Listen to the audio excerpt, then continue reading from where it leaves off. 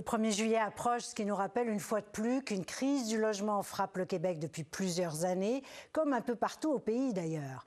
Or, parmi les solutions pour y faire face, l'Ontario a décidé de permettre la construction de petites maisons, de mini-maisons, à l'arrière de terrains où se trouve déjà une résidence. À Hamilton, au sud-ouest de Toronto, par exemple, l'expérience est lancée et elle semble déjà prometteuse, comme l'a constaté Jean-Sébastien Cloutier.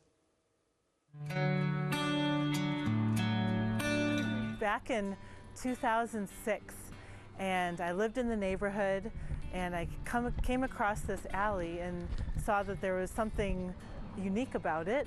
C'est dans cette ruelle historique de Hamilton où ont été bâties jadis plusieurs petites maisons qu'Emma Cubitt, architecte, a trouvé sa voie, aider sa ville à se densifier grâce à des mini-maisons.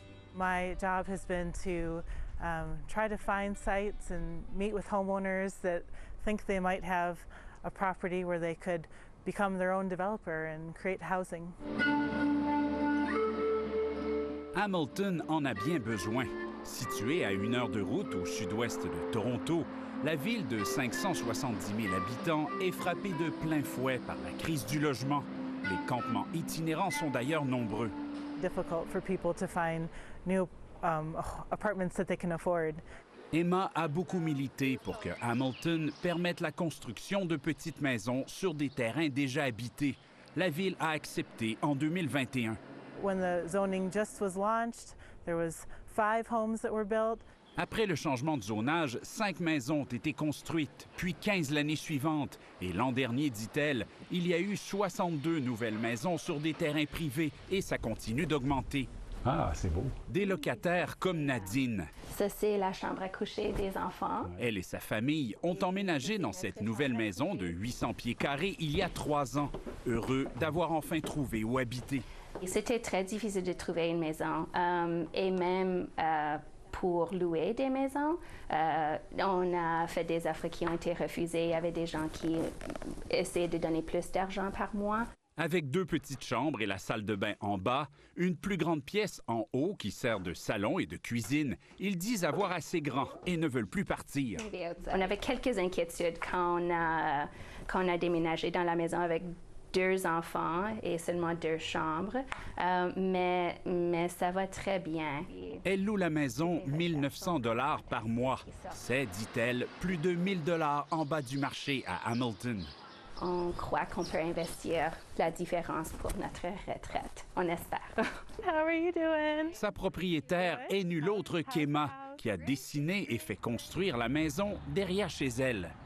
We had this large lot and we felt like it was being much underused, and we wanted to be able to try something that we thought was right for the community. And so we Cette petite maison est devenue son investissement à long terme. Their rent more than covers the cost of construction.